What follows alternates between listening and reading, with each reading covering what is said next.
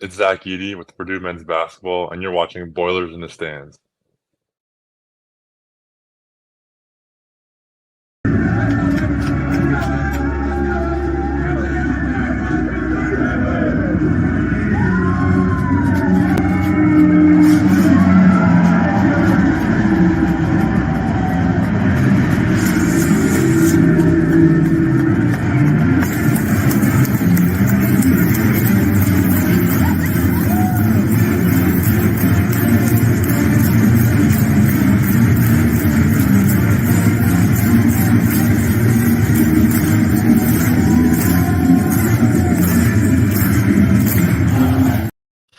Welcome back, ladies and gentlemen. This is Boilers in the Stands postgame show. I'm your host, Greg Bragg Jr. Alongside me is Joe Jackson and Kraig Bowers will be joining us here in just a few moments.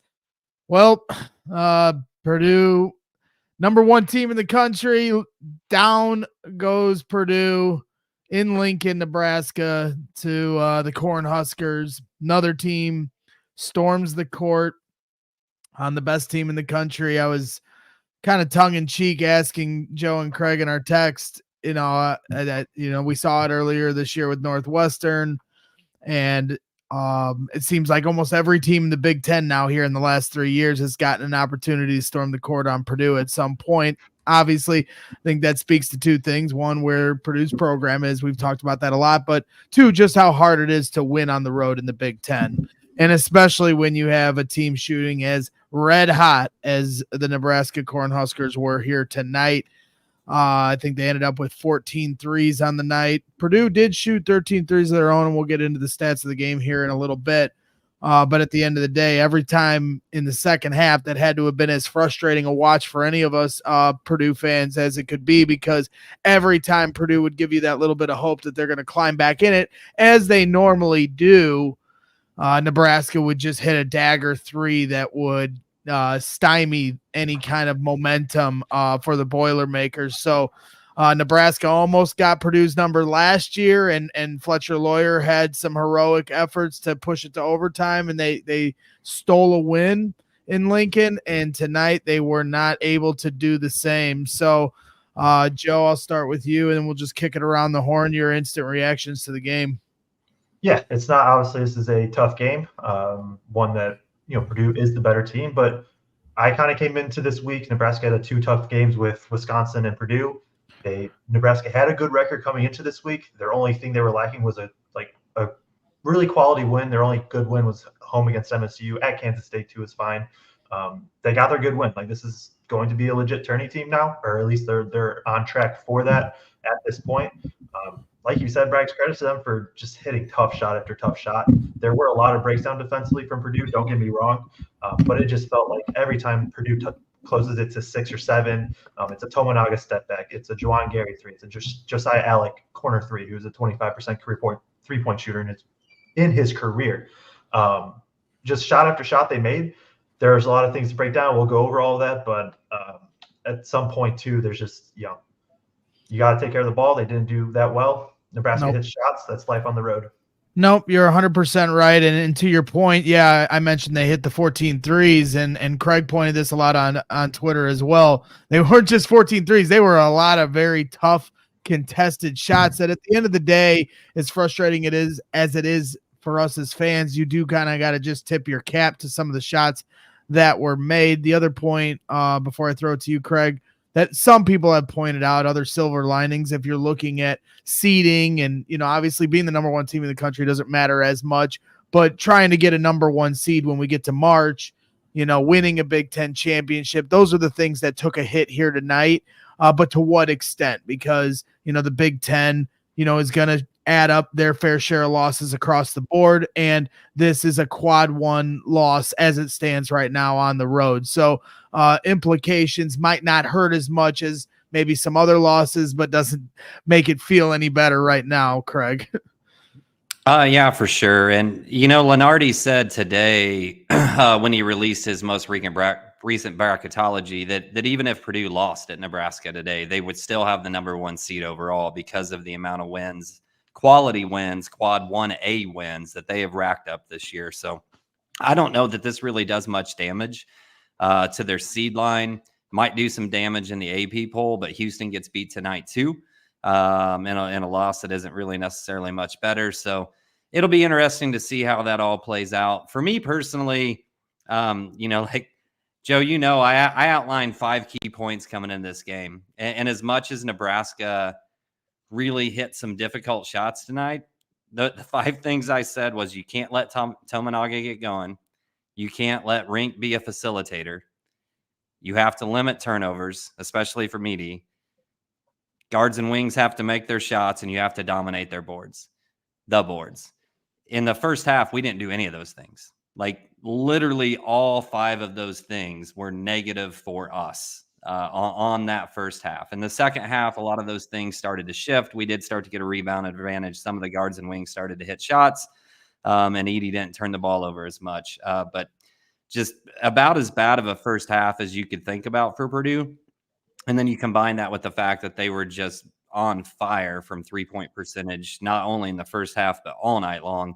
It's going to be a really tough hole to dig out of. Yeah, 100%.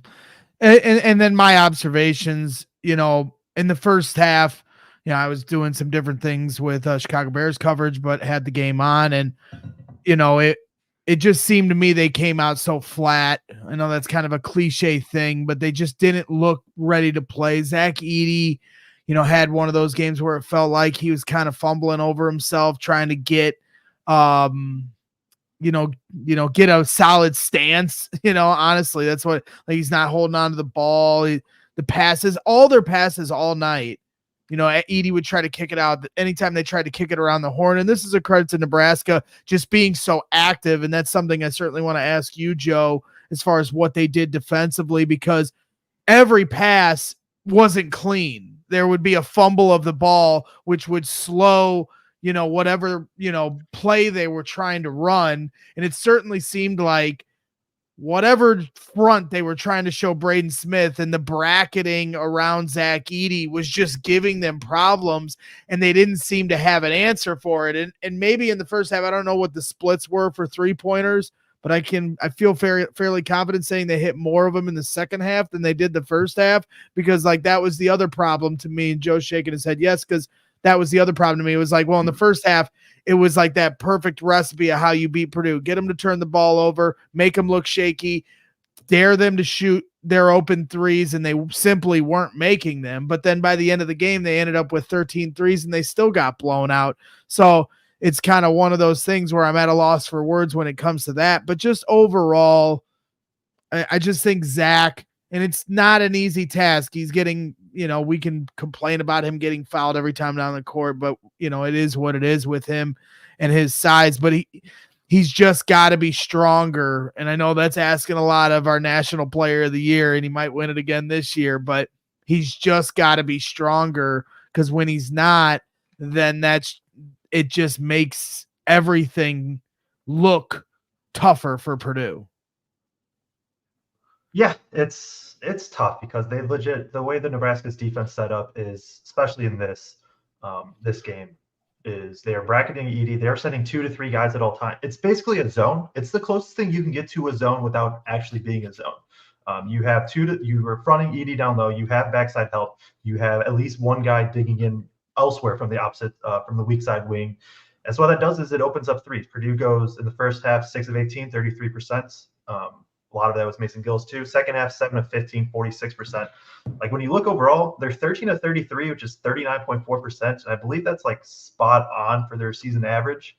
Their season average is 39.4% on the year. Today they shot 39.4% from 3.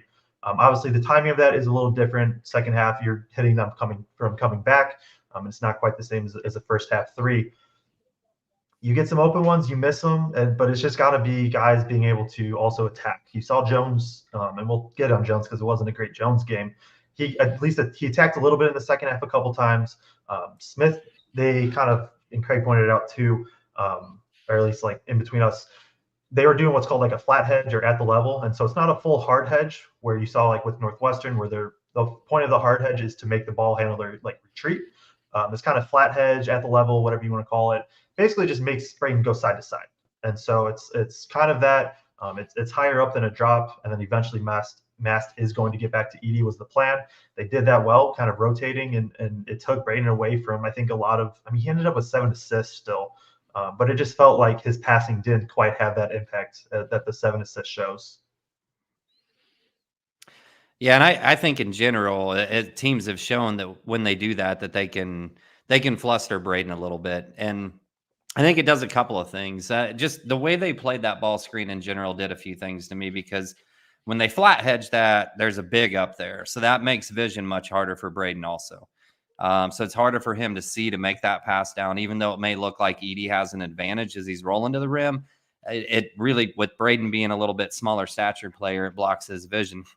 And then he's got to kind of drag that out and make a decision about what he's going to do. I've seen a couple of comments in the chat about, well, why didn't he search for a shot? Well, it just wasn't something that was open very often. And one thing Painter always tells them is take the shot when it's there and don't force it when it's not. He maybe could have forced it a couple of times. There was 1 or 2 times I saw they didn't do that, and they kind of went under, and he could have stepped back, shot a 3 there. But for the most part, I thought it was just really good defense by them. And then the other thing, by doing that, and then when they double down on Zach every time he touches the ball, they're swarming Zach. Zach's going to make, quote, the right play the majority of the time and kick that out to an open shooter. And even if we're hitting threes, which what'd you say we ended up at, Joe? 39.4% or something like that? Yeah, 39.4% on the game, which, like you said, that's a good average from three on any game. But the problem is, it's shocking. It didn't feel like that. When we get fewer shots at the rim, one of the advantages that we almost always have is at the free throw line. When you look at free throw disparity, and when you force Purdue to take jumpers and to take 3-pointers, you're taking away those fouls that get drawn at the rim, even if you don't hit them right away, that eventually lead to a lot of free throw disparity between the two teams. And it certainly was diminished tonight, just in terms of how many free throws we might normally take in a game. Yeah. I do want to, before we go, I do want to jump in kind of, it was sort of on topic from before. Our guy, Brian Tonsoni, Assembly Call, also Delphi Bracketology. He said, Delphi Bracketology will have Purdue the top overall seed in the morning. Quality wins matter. Tough loss, move forward. So I just want to throw that in there because that was brought up before. 100%. And we appreciate Brian tuning in. He's our guy over from Assembly Call as well. Rival podcaster, but he's a good friend of ours. So he's saying should be top 1 seed regardless. Silver lining. I know a lot of fans aren't really wanting to hear that after a loss, and we still got a long way to go to get to March, and they got to earn that number 1 seed. But at the same time, that you were just trying to, get people to put an understanding of the type of loss this was. And so it's just one of those things where, Nebraska, the last couple of years has done a good job. Hoiberg, it seems like it's very similar. And Kraig talks about this a lot. These NBA coaches, or NBA philosophies from Chris Collins, at Northwestern, getting it from his dad, Doug, and you got Hoiberg, who, once coached the Chicago Bulls, and Mike Woodson at IU, comes from the NBA. They do seem to give Matt Painter a little bit of problems at times. It's the Big Ten, so every team gives you problems. So, maybe that isn't some, amazing point that I'm making here. Rowlett Boiler also added in here. I hate, because this is kind of where I always go to. And again, I'm not trying to fast forward through the entire season, but just for me, everything is like, well, what are we going to do in March? Because I so badly want this team to just get to a Final Four and win a national championship. So everything to me is a litmus test for that moment. And Rowlett Boiler says, I hate everyone that brings up FDU, but Nebraska basically did the same thing. Doubled Zach, dared guards to hit, and instead of driving, we just kept chucking threes. And I thought that last point was, because the few times that Lance Jones went to the rim, I was like, okay, that's how you're going to get back in this game. Joe, would you agree with that? That as far as the way they played felt similar to that? As you're kind of shaking your head, no. I don't know. Like, they didn't shoot great in the first half. It was still 33%. Like, it's not like abysmal, right? If it's like 15%, and then you're like what was I won't be able to find the first half stats right away, but you guys remember Nebraska's last year's game at Nebraska? Purdue, it felt like they were like 1 for 15 at half. This was not quite that to me. and you need people to attack the rim. Purdue doesn't really have that besides Jones. Heidi can kind of do it off of a skip pass or whatever. When Jones, I thought, got to the rim, and I could totally be wrong on this. I thought Jones got to the rim when it was like kind of semi-transition, right? So you're not full transition, just push the ball, but you're kind of bringing the ball up. Defense isn't quite set, and Jones just took advantage a couple times. Yep. When it got into the half-court setting, like Nebraska's defense was designed, it's essentially a zone, right? It's no middle, and then they're just forcing baseline. And if you are going to drive, they're going to have 2 or 3 guys there. Like if Purdue was, 6 for 33 today and not 13 for 33, and they're literally their season average, and they are number 12th in the country in 3-point shooting. I think the 3-point shooting would make a little more sense. I think Icy Mike mentions turnovers. That's a big deal. Obviously, you want to get downhill, and you do want to do that more, even if you are shooting the ball well. I don't know exactly how Purdue was supposed to do that today. I'll go back and watch, and maybe something will pop. But as of right now, like I got nothing on what they were supposed to do for driving to the rim, at least in the pure half court setting. I mean, yeah, 100%. Do we want to get to the stats of the game? Sure. Okay, we can. Okay. Do we have somebody to shout out before we get to the stats of the game, Kraig? Not tonight, no.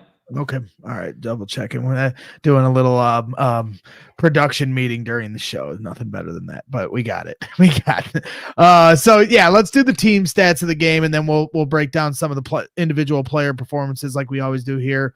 Purdue, like we were mentioning earlier, 42% from the field on 24 of 57 shooting. Nebraska 51% from the field on 29 of 57 shooting.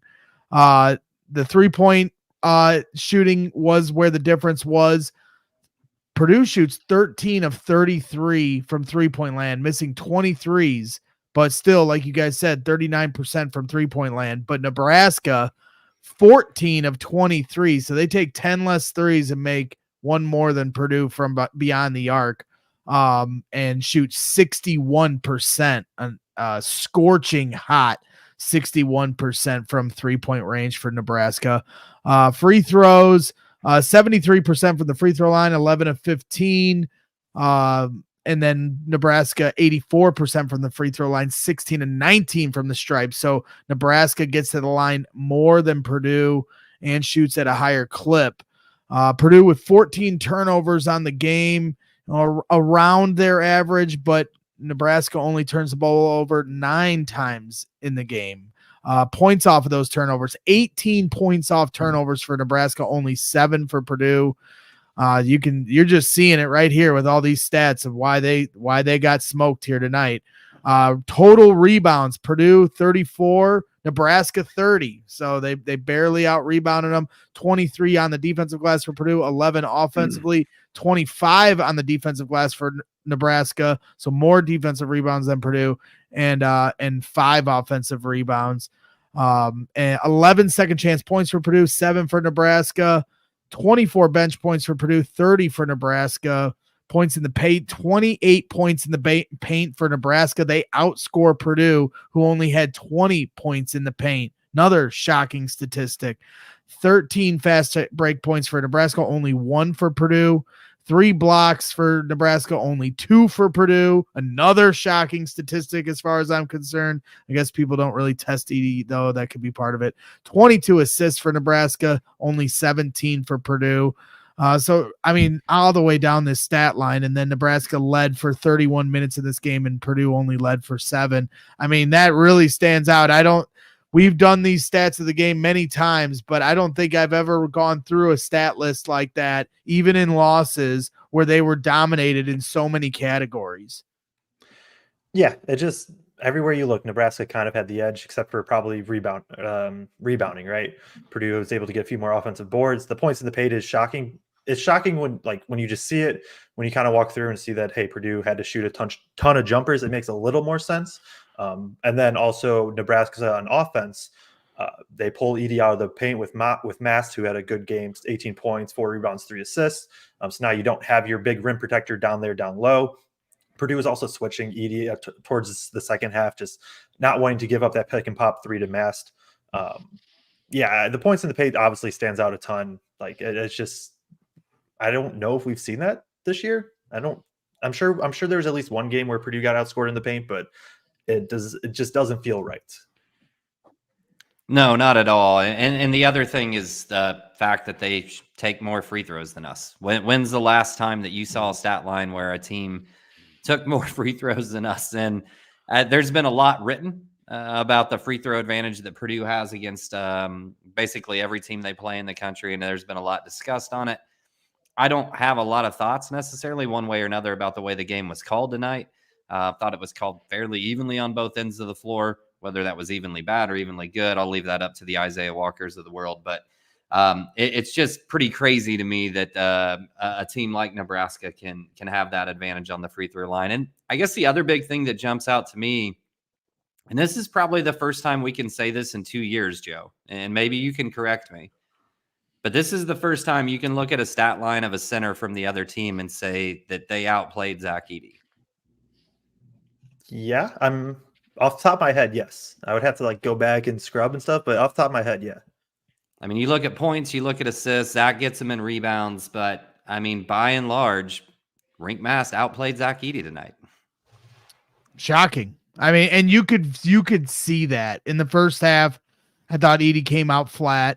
They had a good defensive game plan. He was visibly frustrated in the second half. I thought he was about to rip his shirt off with his teeth, once he got called for his third foul. And he's run into a few of those games this year. I can remember, early in the season leading up to the Maui tournament and even a few games into the Maui tournament, I was getting greedy saying, Zach's got 24, 26 points and 12 rebounds, but it didn't feel like he played that great.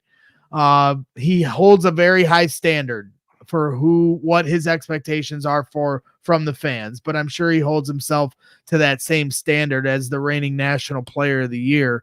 And at the end of the day, I'm sure if we were in those press conference rooms right now, he'd be the first one to admit that he got beat today. And so it's going to just have to see how he bounces back. I'm not concerned, but at the same time, he's just got to be a stronger presence in these moments of chaos. And that's just like an unfair thing to say. It's like, but it's just what they need. He's got to be a strong presence. And even when he's passing the ball out, it looked shaky, putting it up. Anytime his shot attempts looked shaky. I didn't feel confident anytime he put it up. Braden got him, a few clean dunks, when they attacked the rim and then they hand it off to him. And it was like, okay, there you go.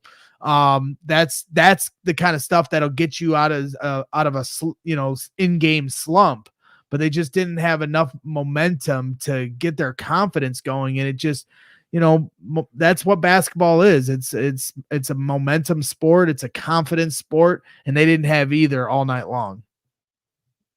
Yeah. Sometimes it is just simple. You got outplayed. Well, it's so moving on, going around the room, and we can talk more about Zach if you want. He ended up with 15 points on 6 of 10 shooting, 3 of 5 from the line, 4 rebounds, 3 assists. But next guy I think that we need to talk about is Kaufman-Renn, because if you want to talk about confidence, he has a career high here in the last game at Mackey Arena where Purdue takes down Illinois. And you're like, wow, this guy's made some huge strides, and he absolutely has. So I'm not going to just turn back around and start overly criticizing him again. But when you look at the stat line of these players, as we have it up here on the screen, it's impossible to ignore. It's the Tony Snell game, as they call it in the NBA. He had 0 points on no field goal attempts, 0 of 1 from the free throw line, 5 rebounds, no assists, 1 foul.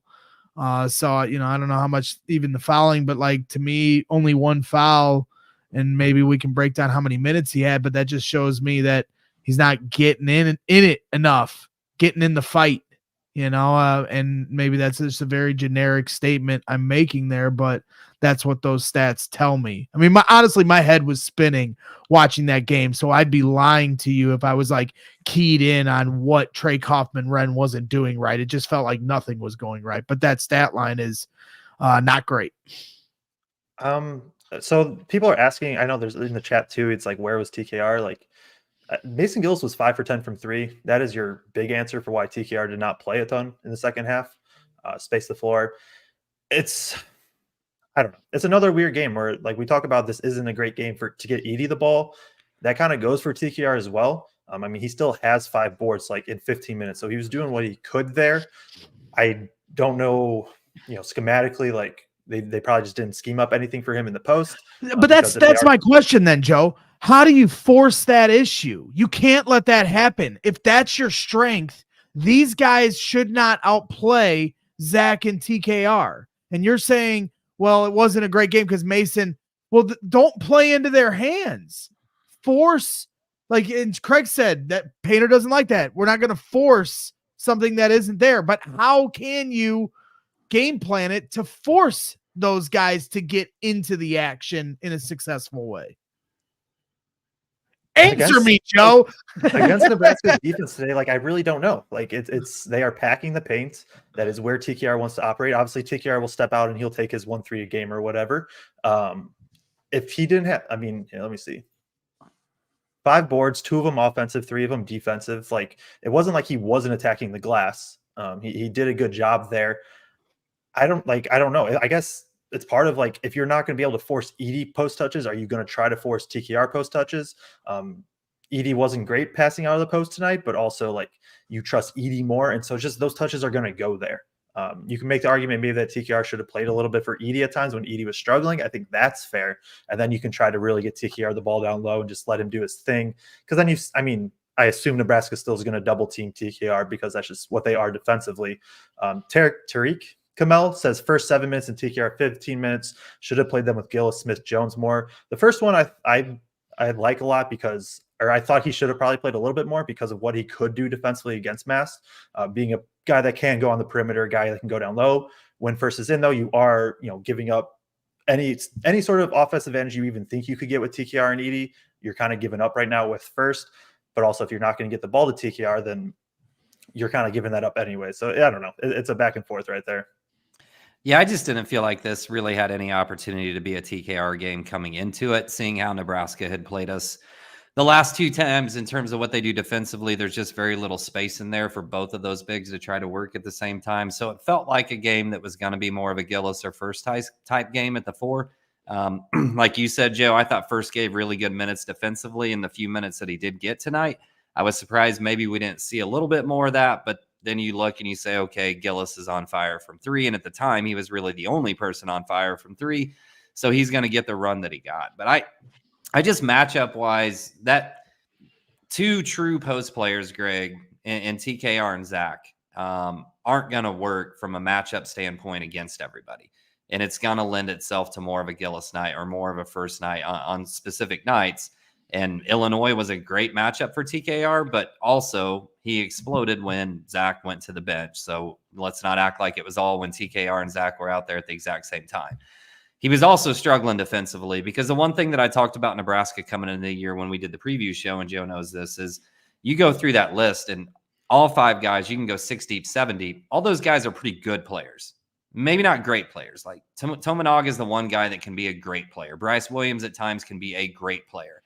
But they're just solid all the way through. This isn't Illinois where we can be like, all right, we're just going to not guard Ty Rodgers and we're going to protect somebody defensively. You can't do that against Nebraska. Across the board, they are efficient players 1 through 5. In my mind, when you look at their season's stats coming into this year, haven't quite lived up to that when you mesh them all together. But all 5 of those guys can go get a bucket. And you saw that tonight. You had to guard all 5. They were flying around, coming off screens. You saw us getting a bunch of foul trouble off ball. I don't know how many off ball friggin' fouls we had tonight, but we don't do that. Like, Purdue is one of the best teams in the country at not fouling defensively and still playing good defense. And we had so many off ball fouls tonight. Yeah. No, I and the Mason Gillis one where they called it a flagrant one, I thought that was a fair call. I understand he's trying to box out Painter, was like trying to defend it, but if I'm looking at that objectively, he almost looked like he wanted to just run his ass over on that rebound. And that was a big moment in the game too. Like, they were trying to go on a run. They couldn't afford that. They got a miss and Mason put a little bit too much sauce on the hip check, and that caused a flagrant one. Now they missed the 2 free throws, but I can't remember if they ended up scoring on that possession. I think they did. They didn't. I can't remember exactly, but still, I'm it just say yes or no for sure. yeah. So I guess I can't say with certainty if I don't know if they made the damn shot. I know he missed the 2 free throws, that it was some huge momentum killer, but it just felt like the stoppage of play, even at the very least, was a momentum killer, because you need all that energy as Purdue's trying to turn the tides. I mean, do we want to run through the minutes as we're kind of going over the minutes right now, Joe? Sure, let's do it. I don't know how you want to spotlight it, so I'll just throw it to you. Yeah. As always, give the brief overview. A colored box means that player was in for that moment. There's a color coded at the bottom. For whatever reason, point guard is not color coded right now. Point guard is orange. Just kind of shows who was in at what time. This number below Josh First's name, that row, that's what that lineup was, plus or minus, for their time on the floor. Take it with, I would say it's 99% accurate. It could be off 1 or 2. It is what it is. I'm doing this manually during the game. Obviously, I think the first thing that stands out, Purdue goes to this kind of probably their most athletic lineup possible at the 11-minute mark in the first half. They are +8 with that lineup. I think a lot of it was Gillis hit a couple threes right there, and Nebraska also just went cold. I think Heidi's 3 was in the second half, so definitely I don't think that was there. When you look at the minute totals too, you see 7 guys 20 plus, you see 3 guys at less than 10. In the second half, I think that's where we'll have to probably start with this too. You see the lineup change, right? Fletcher was not good in the first half at all. Had a better second half, but even then it was probably still just kind of broke even. And again, Gillis being so hot, I think that's just why you kind of ride with the hot hand in that second half. You see Smith, Jones, and then Heidi come in too. I think he was on a night when Purdue was atrocious defensively at times. Heidi might have been the best defender. If not, he was probably second best defender on the team. And so I think that's why you see him he plays 17 minutes in the second half. And they needed it. They just needed the length. They needed the size that can also move well. It wasn't a great game defensively from Jones at times. I think Morton was okay in the first half. I don't think he was great defensively either, though, in that time as well. How did you think Heidi did with the 17 minutes that he played? I thought he did pretty good for the most part. Again, there was defensive breakdowns. Don't get me wrong. There was defensive breakdowns from him. You could go up and down the entire roster. Because Kraig, where do you stand with Heidi? Because I've seen a few people ask in the chat, this is why we need to develop Miles Colvin, who's at this point in the last few games basically not playing. Do you see any reasoning for that as far as trying to help from an offensive output standpoint? Are you talking to me? Yes, sir. All right, my bad. I thought you were still talking to Joe. Right now I just think Heidi's more ready, and I think it basically all comes down to defensively, and I think that's what you saw tonight. Heidi was out there primarily for defensive purposes. Like I said, with this lineup, and all 5 of those guys can score really for the most part at all 3 levels. I guess the one backup that comes in normally doesn't hit threes. He hit one tonight, because everybody who hasn't hit a 3 in 5 games or since friggin' Vietnam decides to hit one against Purdue. But the way you have to guard this team, I thought Heidi just fit from a physicality and a length standpoint. The best option, really better than Loyer from a defensive standpoint, especially too. He got a little over aggressive a couple of times. I don't know how mad Painter's going to be about that, because so many guys were getting beat trying to chase guys off those ball screens. He has those 2 fouls up high. Can't do that, but at the same time, at least he's trying to fight through those screens and stay with his guy. So he shoots 2 of 3 tonight. He's probably high 40s, 50% from 3 on the year. If anything, I'd like him to be just a notch more aggressive and taking that 3. Sometimes he passes one up when he has a pretty clean look, and he's got enough length that he can go ahead and shoot over somebody. If somebody's closing out on him, he can still get that shot up if he's got a good line on it. Obviously, he's not the greatest off the dribble right now. He's what I would call a straight line driver, what Dan Dockich used to refer to Miles Bridges as, a one move guy. If he's going to go to the rim, it's going to be a straight line drive, but he can 3 and D.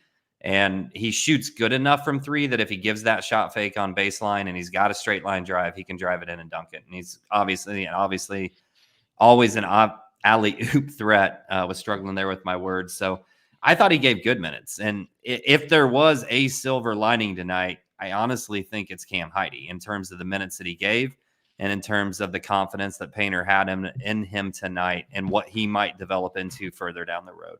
Interesting.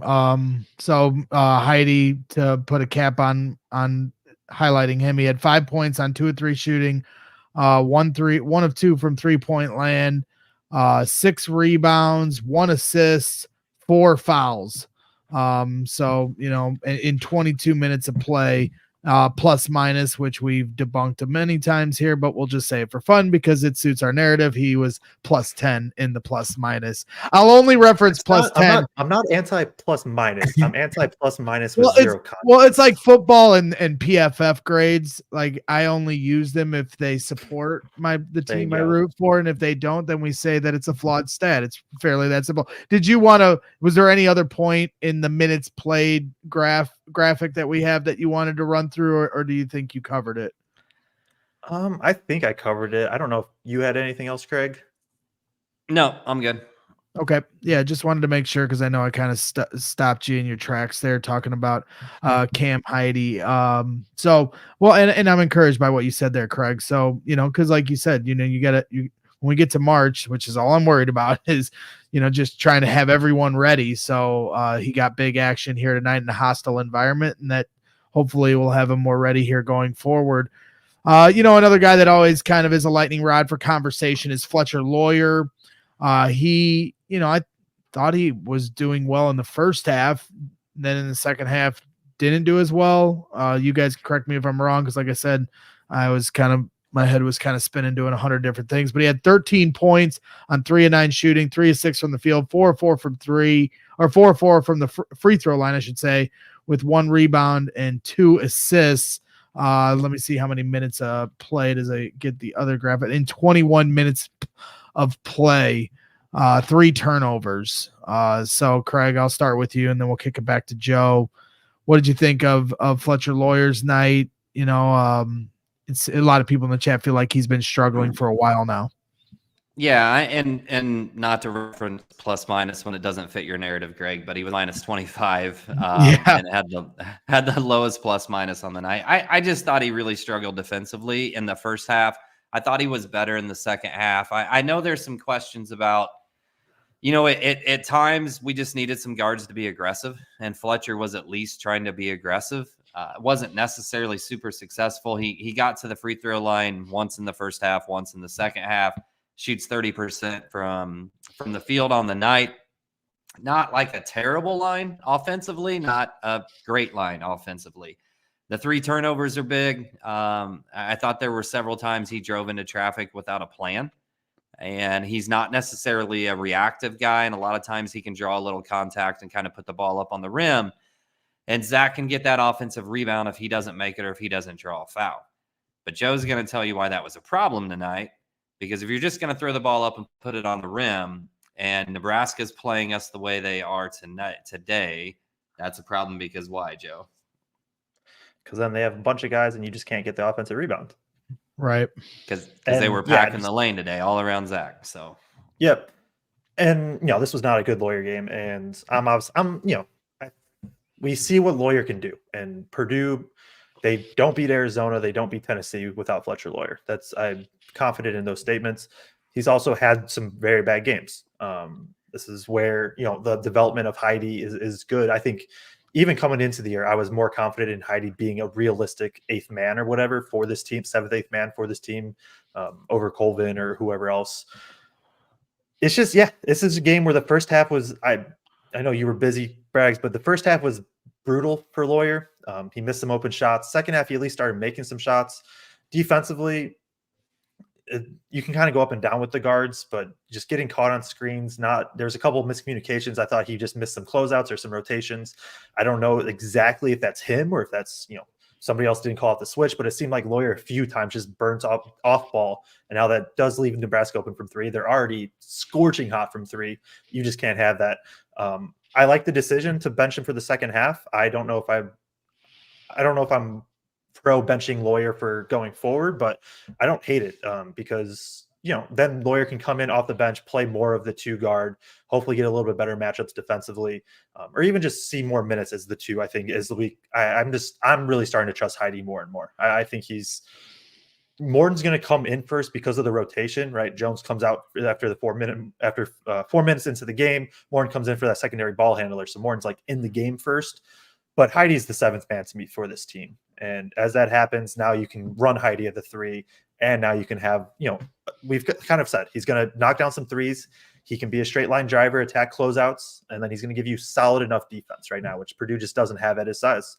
I know I transitioned to Loyer talk to Heidi, but not a good game from Loyer. And I'm glad you did, because I want to tee you up, Kraig, because I know we always like to give our guys over at Sleepers, challenge them when they're giving their takes to Purdue, and we have fun with those guys, and we appreciate. I'm actually wearing their Sleepers shirt here. I got the Sleepers shirt on that they pulled out for us here last year. So Greg Waddell said, hated Painter's substitutions in this game. Goes away from Loyer after he was the only aggressive guard in the first half to start the second half. When Loyer checked in, he hesitated twice. Goes away from Lance Jones late for no reason.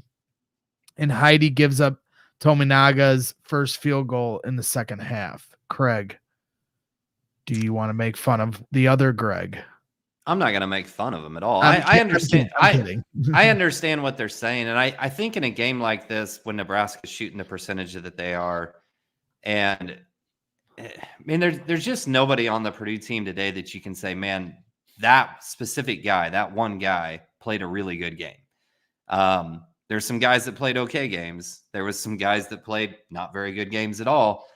But it's hard to hang your hat and say, I can't believe that guy wasn't in there at this specific time, because Painter was just searching for somebody. It's at some point in times just to take a shot. And that's what Lance was at the beginning of the second half. He comes out. I think he hits 3 shots. Smith gets a little bit more aggressive. He hits 2 shots. But also the Nebraska defense kind of gave that to him a little bit more where they hadn't before. So, I get that Fletcher was aggressive in the first half. But Lance and Braden came out and were aggressive in that first 5-minute stint that Joe said we had to win, that first 4-minute stint right at the second half. So I think they replaced, that aggressiveness of Loyer, and I thought they were a little bit more efficient about it during that time span specifically. Lance gets benched because he turns the ball over once. He takes a drive into traffic into 3 guys and gets blocked. And the ball goes out of bounds. They get the ball, and then he turns the ball over again, in like a series of 3 plays. And that's not a series of 3 plays you want to make and expect for Painter not to pull you to the bench when he does have other options out there. Obviously, we've seen Lance have some late game heroics. We've seen Loyer have some late game heroics. So, both of those guys are really, really important to this team. I'm just not going to nitpick over anything that he did from a rotation standpoint necessarily. And with the Loyer thing, like I said, he's minus 25 on the game. A lot of that was defensively, and the points that they gave up to Nebraska during that time. He was just searching for anybody that could stop a guy from banging threes. And even though they kept banging threes, in the first half, they got a lot of good looks, and they hit a bunch of good looks. In the second half, after they were comfortable and going, those dudes hit a lot of really tough looks in the second half. They still got a few open ones, but a lot of those were with a hand in a face with a guy right tucked up against him. I don't know. I don't have a whole lot other. I mean, Purdue did not play well, right?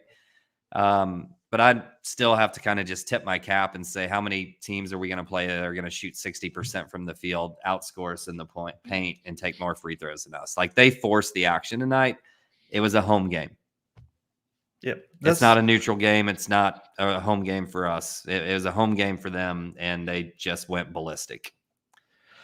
The common thing, or one of the common things between Northwestern and Nebraska, the role players hit threes.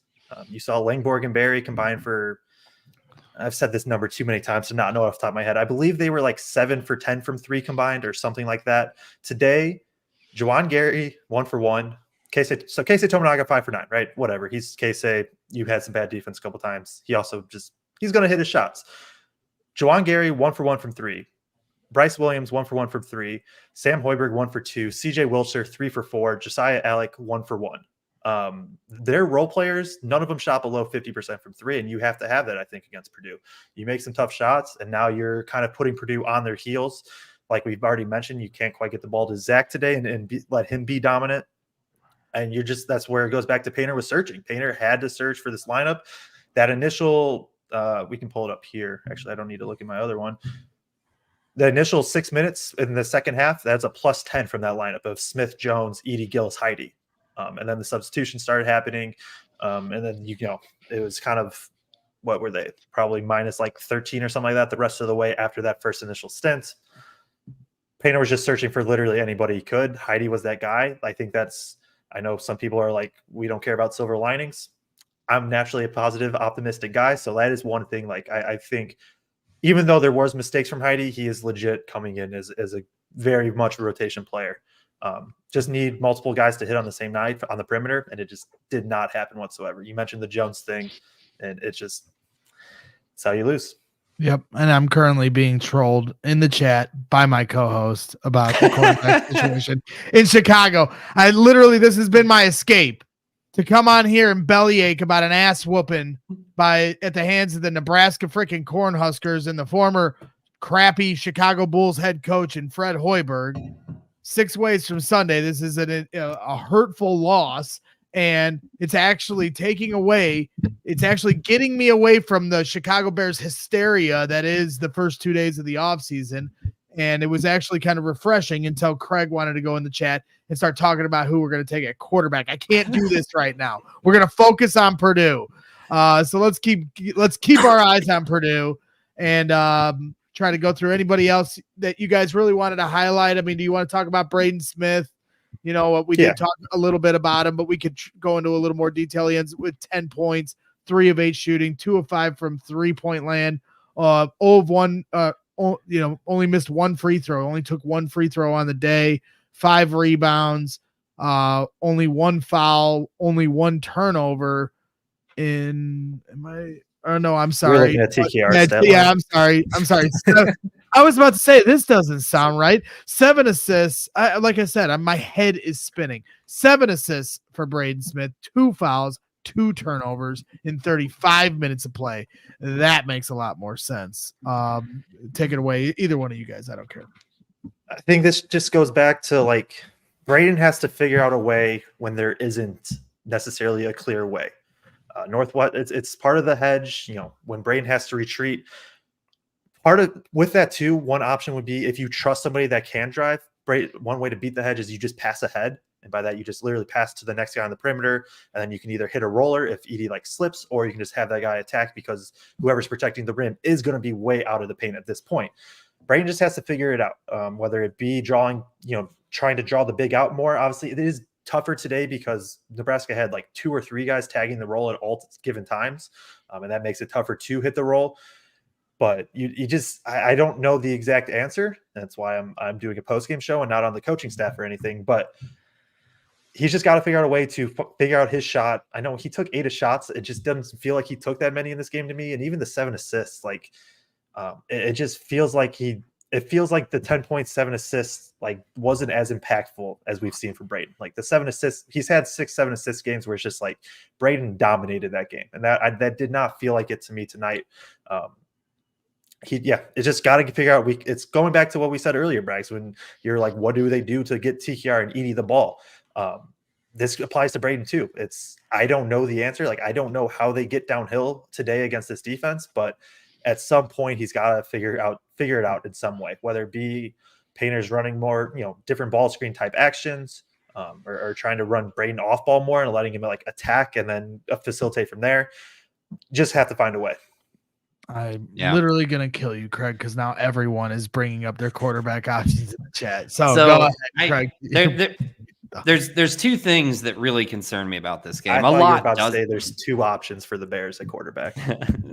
No, there's 2 things that really concern me. Take you both off the screen about this game, and most things don't. Okay, Purdue was going to lose some games, right? They're going to end up whatever in 4 and whatever in 5, probably on the year by the time it's all said and done.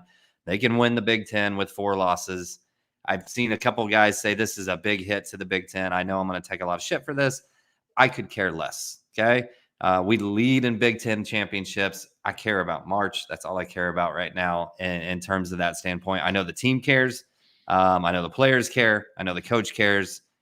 Not big on my friggin' radar of what I care about. So, but the 2 things that really concern me about this game, one is we've seen a couple teams do this now where they do that flat hedge or level hedge, whatever you want to call it, like Joe calls it.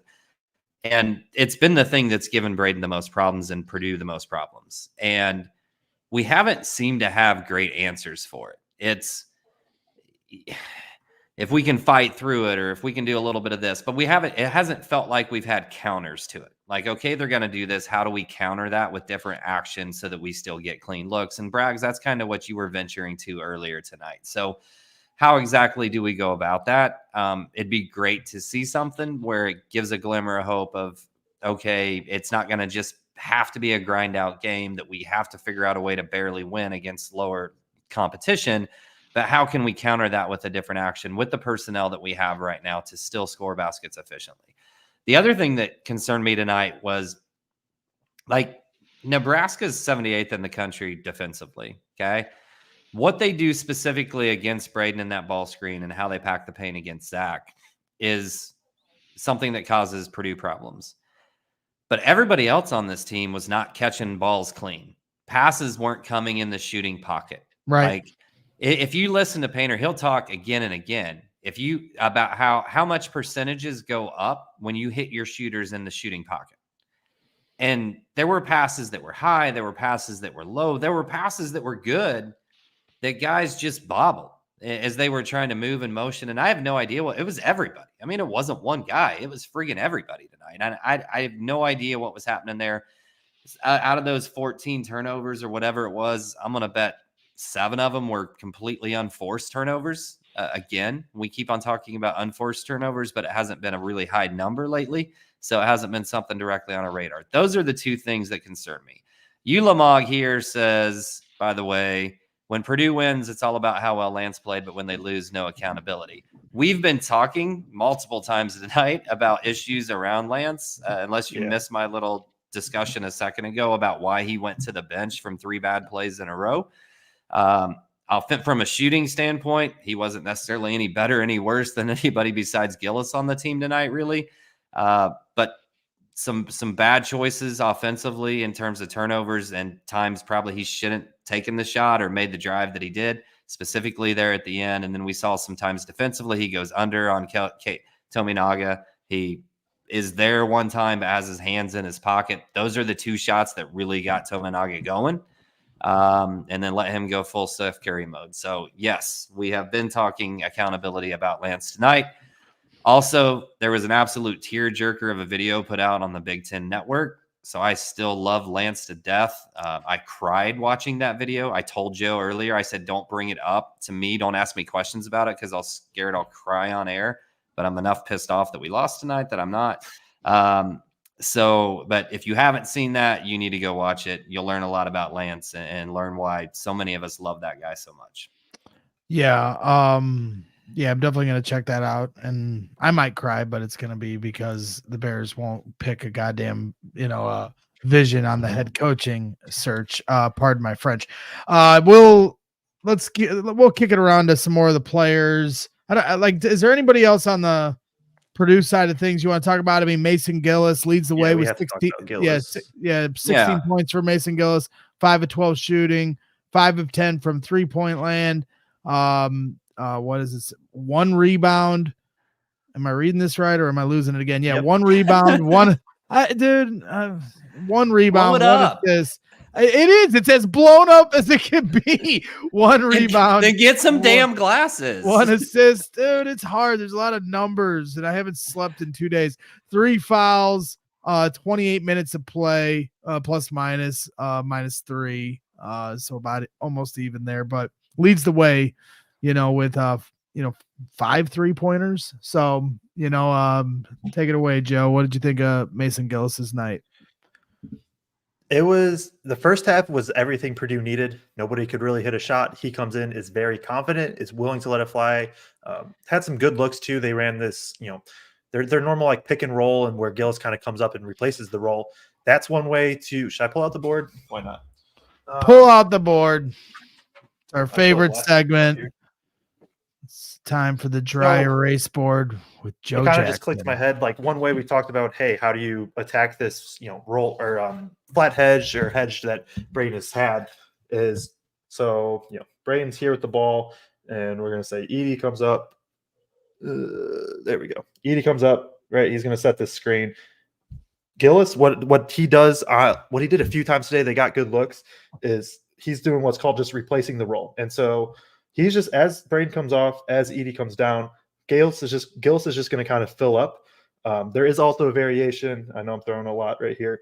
There is also a variation called Spain pick and roll, where he actually sets a back screen for Edie and then pops out.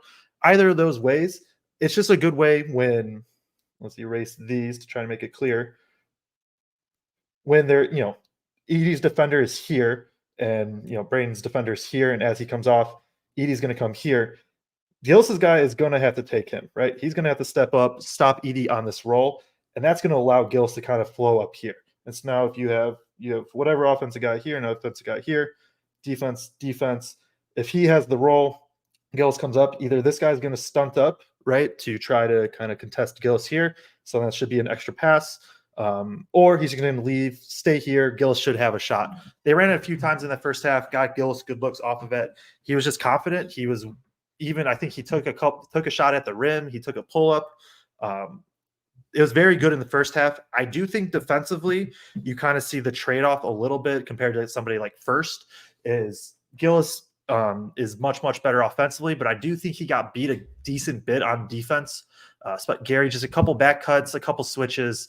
You can go up and down the line with, like I said, multiple times on basically everybody, because this defense, for as many tough shots as Nebraska hit, Purdue's defense just wasn't good always either. Like, it was probably one of their worst defensive performances of the year, if not their worst. But that right there is just one way to get Gillis a look. He did a good job being aggressive. I'm curious to see or not to see, because we won't know, but like in my head, think through like, okay, what's the balance of Gillis is giving you this good shooting, but he might be giving up a little bit more defensively. But also, Purdue's not even close without Gillis doing what he did in the first half. Also, Braggs, you're muted. Good call, my man. You know me. I'm always look at Kraig's trying to get in. I keep booting him. That's what you get for bringing up the goddamn quarterback situation. Do you want to add on to the Mason Gillis talk, or do you want to move around the horn? Joe nailed it exactly. But the only thing I would say, there were two really bad fouls in the beginning of the second half. The flagrant foul, and then he followed that up with another really bad foul right after that, and that was the whole team tonight. And I feel like Painter challenged him to play more physical in the second half. I'm looking forward to listening to his post-game press conference, because I'm betting he's going to say they got out physicaled in the first half because of where the rebounding was. Mm-hmm. I bet he challenged him. And there's a way to come out and be physical and not foul 20 feet from the basket like we did multiple times. So, that to me was a little bit concerning, just time and place and knowing when to do that, 100%. All right, we're going to move this along, try to round third here on the show. Crossing midnight for you guys on the East Coast, 11 o'clock here at Central Time. Appreciate everybody tuning in. While you're hanging out, we'll go through some of the comments we've highlighted. Please hit that like button while you're here. Gotten through a tough loss. We're here, win or lose, rain or shine, sleet or snow, all the way through the rest of the season and all the way to the road to the Final Four. We're not giving up that dream, regardless of a tough loss in Lincoln, Nebraska here tonight. So those likes are appreciated. If you haven't already subscribed to the channel, we're getting close to 2,000 subscribers to the channel, and we most definitely appreciate everyone's support. So yeah, I'll just take a quick glance at some more of the individual stats. I don't really know if there's anybody else that we really need to touch on, unless you want to go through Lance Jones. We already talked about Lance. Go ahead. What were you going to say, Kraig? And let's roll through some of the starred comments. I think we've hit everybody we can on the stats. Nothing you guys want to touch on with Nebraska. I don't. You don't have to. I was just asking. I want to shout out I Bryce mean- Williams really quick. Yep. Almost has a triple-double against Purdue. He has been one of the most underrated transfers. I really liked his fit. I did not expect him. I think he's even solid defensively, and that was when I watched his film at Charlotte last year. Like, he had everything offensively. Wasn't sure how the defense would fit, but it fits well in the system. He's a gamer. Just makes the right plays, can hit shots. I assume 9 assists is his career high because he is more of a scorer than a facilitator, but it just worked out that way. So shout out Bryce Williams because nine Ness points. and Tominaga are going to get the praise, but Williams, they do not win without him. Yeah, it's a good point. 9 points, 11 rebounds, and 9 assists. So that's a hell of a stat line for him. And then, yeah, like you said, Mast and Tominaga just, shooting lights out, and Wilcher. Jesus I was Christ. shocked in some of the previews that I read or that I watched that people weren't highlighting Mass more, because I was nervous. Yeah, I made that as one of my keys going into the game. Like, I thought he could be a major problem, and in the first half he was, and he forced Purdue to change what they were doing defensively because of it. But he can score at all 3 levels, but he's such a great passer too. I made the joke. I put up the picture of Jokic, and said that was what he was in the first half, but in a much smaller package, that was a little bit the way he played. He can bring the ball up. He makes great passes. He makes great reads. He's extremely smart, and he's crafty around the basket. I mean, he scored I shouldn't say over Zach, but he scored around Zach for layups at the rim 3 or 4 times in this game. And that's just something we're not used to seeing. But he could also step out from 3, and he shot a little mid-range. He's just really, really good. And credit Fred Hoiberg, because, people were questioning like whether he could pull all these transfers and make it work, because in previous years it really hadn't. He brought in an assistant head coach to help defensively because he realized he was not good enough defensively to play in the Big Ten. And this group of guys, like I said in the preseason, I was way higher on Nebraska than a lot of people. They're just a bunch of efficient dudes that know how to play ball the right way. Yep. And they put that on full display tonight with the beatdown they gave Purdue. So let's go through some of the starred comments that we wanted to highlight, and then we'll get on out of here. We already answered this with Bennett. Kraig, does this damage or maybe we haven't. Kraig, does this damage our Big Ten opportunity with 2 losses already? It is a tough road.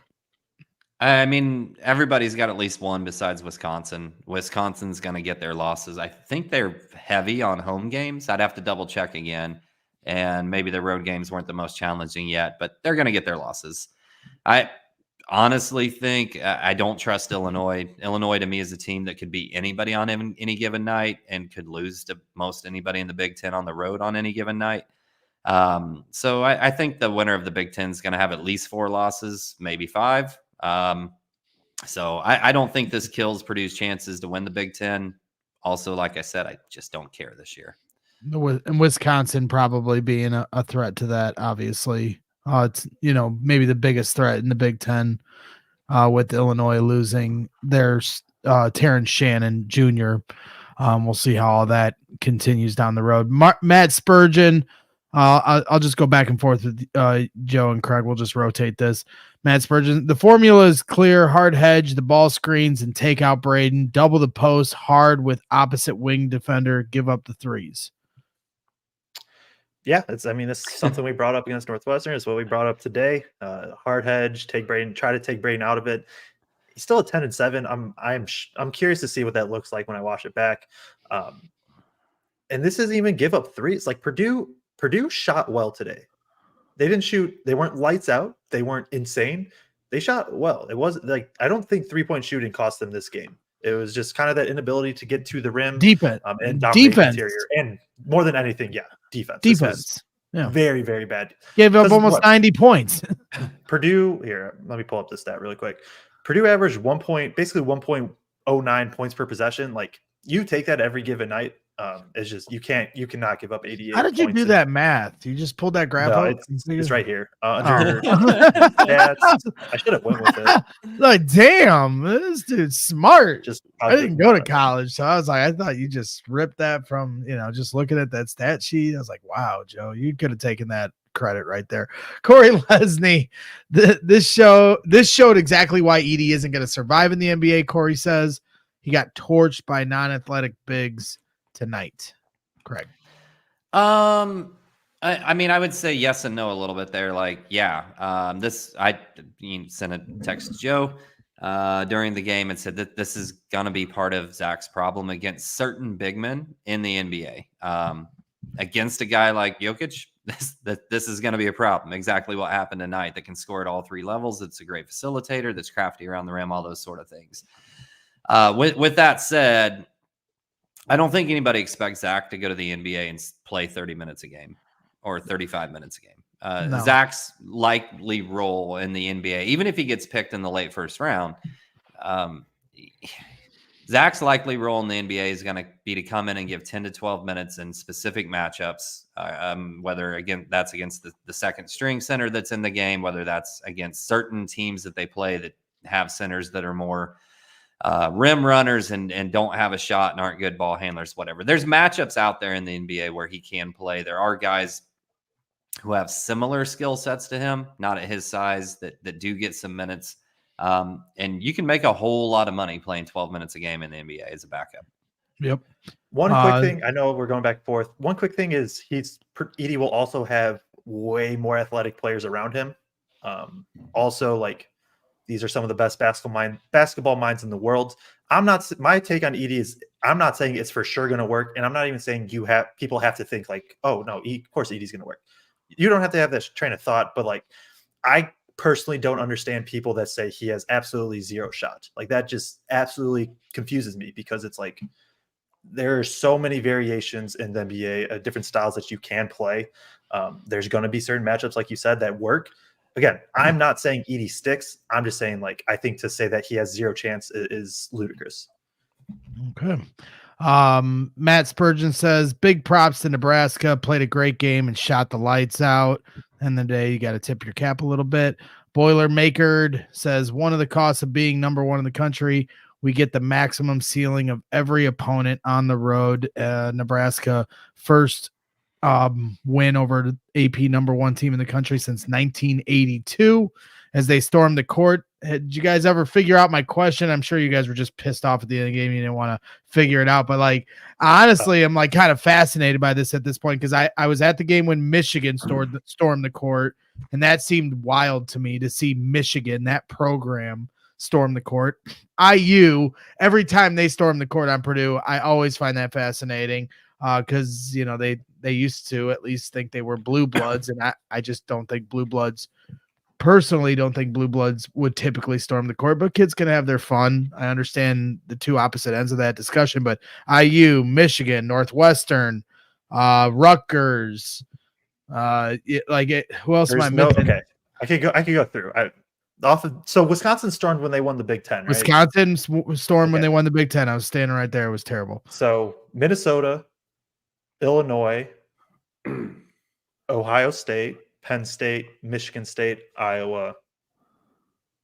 Yeah, six teams still to go. All right. Yep. Just giving everyone their Kodak moment. It must be nice for them. But like I've always said, and I used to say, what's that? Did you say IU?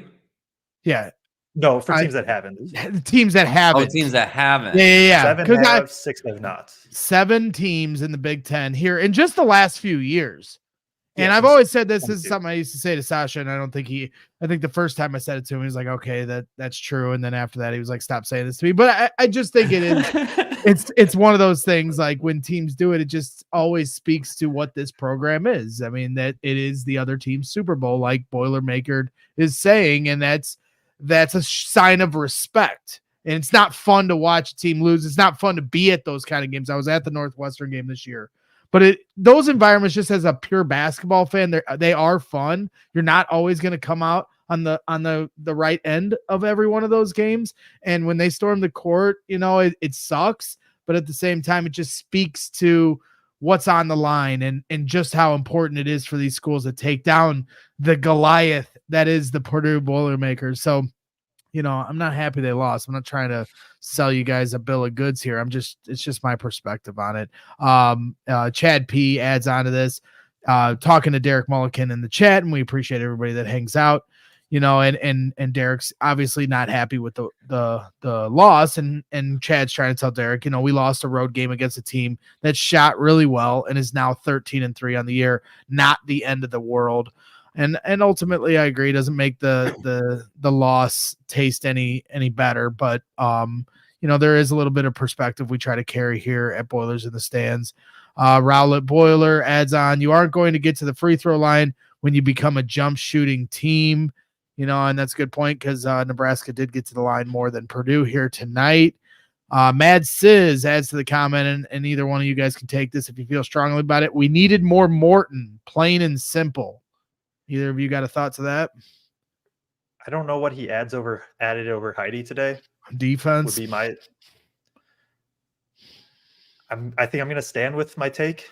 Yeah, I'm saying defense with a question mark at the. I'm asking the question. If Morton was better, it was marginal, and then Heidi just, I think, can hit a three, can kind of drive and stuff. I would have been, I guess, over Jones would have been the answer, and he went to it a little bit more than 9 minutes or whatever. Because Heidi defensively is going to have more athleticism and length, but Morton obviously has physicality, is known to be a good defender, and has experience, which is a big part of knowing where you're supposed to be and switching and stuff. And speaking of that switching, Andy Buck asked in the chat, and Kraig, you can take this, and Joe, you can as well, because I think this is a good question. Please talk about ball screen defense. Andy asks, too many times you saw guys not knowing when to switch or not. That's all communication. Purdue has their rules. And I got to sit in on a couple of practices this summer. I got to hear their language for exactly what they yell out, if they're going to switch or if they're not going to switch. I got to hear them talk when they were going to hedge a ball screen and when they weren't going to. All these sort of things. They have the rules. It's simply, and you've seen several former players bring this up when there's been what seems to us like a guy just missed an assignment and then somebody gets a wide open three. You'll see former players say they've got to talk. They've got to talk. That's a miscommunication. And that's what it comes down to me. In those situations is those guys have to talk so they know exactly what's doing, and they have to know Purdue's defensive principles up and down. Most of them do. Most of them have played in the system long enough that they should know it. Obviously, Cam's relatively new still, even though he redshirted and got to practice last year. Lance is the newest of any of those. I don't think it should be a big surprise that it's still not necessarily instinctual for him all the time and exactly what to do on those ball screens. But they got to communicate. Yeah. All right. There's just a lot of tough spots for them. Communication, off-ball movement, just figuring out what you want. Also, Purdue started switching Edey at the 5, and that just kind of throws different things because Purdue is not used to having to do that. All right, so we're wrapping up here. I don't know if you highlighted this or not, Kraig, but I see Mike saying stats don't need context. Okay, well, my fat finger. Can I comment on that real quick? Can the stats major comment on that? Because usually, I think usually I don't know if Icy Mike is pro or against analytics, quote unquote. Usually your anti-analytics guys, it's you saying like, hey, you need to watch the game and stuff. I've never heard an analytics guy say that you don't need to watch film. Like that's, I think, just made up. Everybody knows it. At some point, you do have to watch what's going on in the game. I have never heard somebody say stats don't need context. Like either side of the argument. Anyway, I don't think I've ever heard that in my life. So it's just something new. As I'll leave it at that. Well, he was also wondering, how we cook our steaks because the way Purdue got cooked tonight. And I said, I cook my steak the only way. There's no other way to cook it other than medium rare. Kraig, what say you? That there's no way to cook your steak other than medium rare. How do you cook your steak? The only way to cook your steak other than medium rare is rare. No, there is no other way. It is medium rare. So you're saying you cook it rare. which is- I like mine medium rare, but if you're not going to eat it medium rare, you got to eat it rare. Anything more than that, and you kill everything. right. It's not a steak. I can agree with that, but I'm medium rare is where we go. Joe, do you feel strongly one way or the other, or have you learned? I don't have a lot of steak. Have you learned to cook a steak on the grill yet? You know, you're still I've young. never cooked a steak in my life. See, Kraig, these kids, man, they don't get on the grill. I just don't eat steak really. You don't eat steak? What kind of a statement it's so is much that? more expensive than chicken. It's not that I don't so eat much steak. tastier than chicken. When you go to a steakhouse ever? I don't know the last. Oh, I guess over the summer. Over the summer, I went to Lighthouse. I might have got a steak there. All right, here it is, right here. The mashed potatoes at Lighthouse. Anybody that knows Northwest Indiana. The Big Ten tournament's in Indianapolis this year, correct? No. Yep. No, it's in Minneapolis. Minneapolis. It's in Minneapolis? Are you? Yes. That's like the worst news I can possibly get tonight. Just shoot me.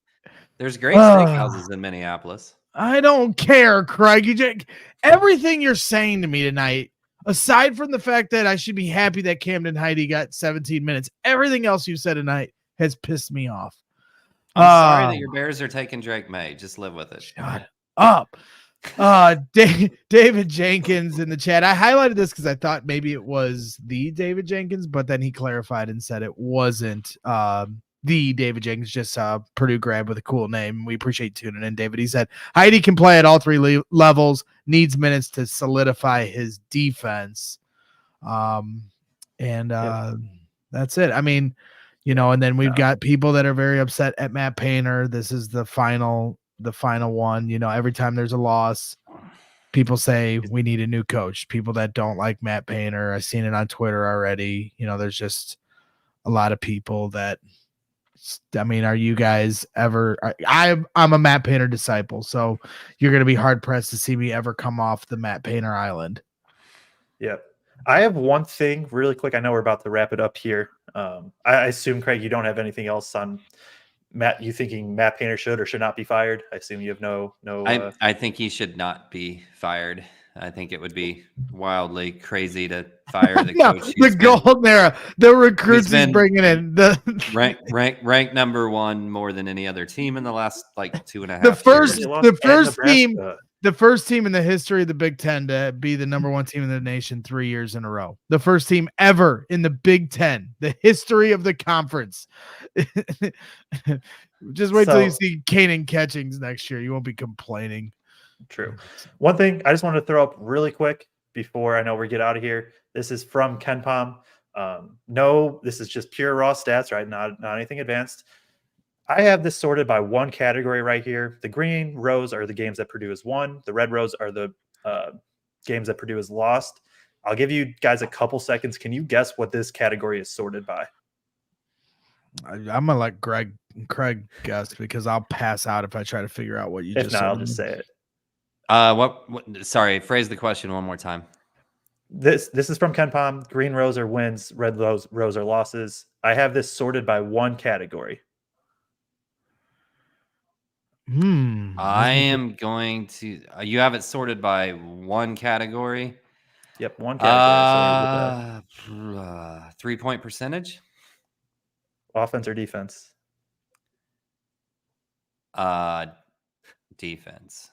There it is. Defensive 3-point percentage is what it's sorted by. If you scroll to the bottom, there are 2 games that opponent shot 50% or better from 3, and those coincide with 2 Purdue losses. I just wanted to throw that out there. It's not saying that Purdue didn't, Purdue obviously didn't defend great in those games as well, but it takes, as of right now, it takes 50% 3-point shooting to beat Purdue.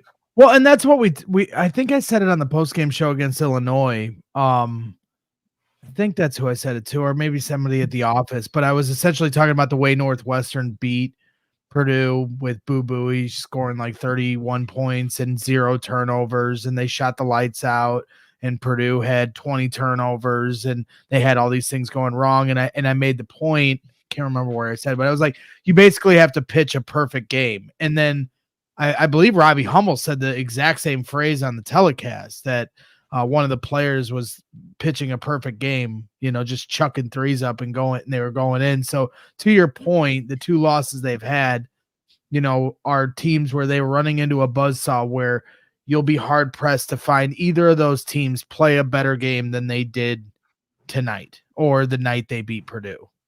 Yep. No, I agree 100% with that. Obviously, the concern with that is there's a chance that you run into a team in March that plays. But that's basketball, and that's right. Their best game of the year, and you point that out every year on these shows. That's why the tournament, as great as it is, maybe isn't the best indicator of who a true champion is. That's the breaks, though. At the end of the day, and Purdue's got to get through one of these regions, one of these years.